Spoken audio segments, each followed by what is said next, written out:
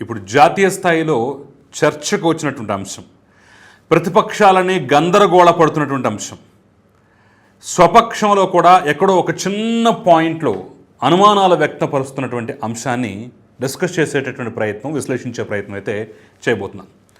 ఇన్ని అంశాల మేళవింపుగా ఉన్నటువంటి ఆ సరికొత్త పాయింట్ ఏంటనుకుంటున్నారా? అభిశంసన బిల్లు గురించి.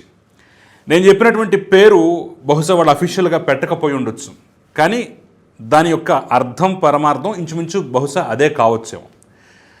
ఎవరైనా సరే ఒక పదవిలో ఉన్నటువంటి వ్యక్తి, ముఖ్యంగా ప్రధానమంత్రి స్థాయి, ముఖ్యమంత్రి స్థాయి, మంత్రి స్థాయి, అలా అధికారిక హోదాల్లో పదవుల్లో ఉన్నటువంటి వ్యక్తులు ఎవరైతే ఉన్నారో, రాజకీయ నాయకులు ఎవరైతే ఉన్నారో, వాళ్ళు గనక ఒక 30 రోజుల పాటు జైల్లో ఉంటే, రిమాండ్ ఖైదీగా ఉంటే 31వ రోజు వాళ్ళ పదవి ఆటోమేటిక్గా ఊడిపోతుంది, తొలగిపోతుంది.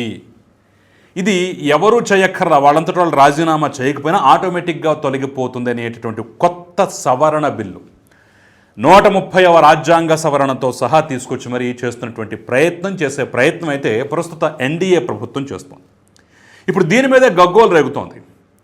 మన బుధవారం అమిత్ షా దీన్ని పార్లమెంట్లో ప్రవేశపెట్టిన తర్వాత వెంటనే ప్రతిపక్షాలు వచ్చేసి దీన్ని నిరసన వ్యక్తం చేసే దీని పట్ల ఆ ప్రతులు చించి ఆయన మీదకే విశ్లేషణ పరిస్థితి, గందరగోళం చేసిన పరిస్థితి, ప్రతిపక్షాలని తమకు గిట్టనటువంటి ప్రభుత్వాలని కూల్చివేస్తారని చెప్పేసి గగ్గోలు రేపిన పరిస్థితి అయితే కనిపిస్తోంది.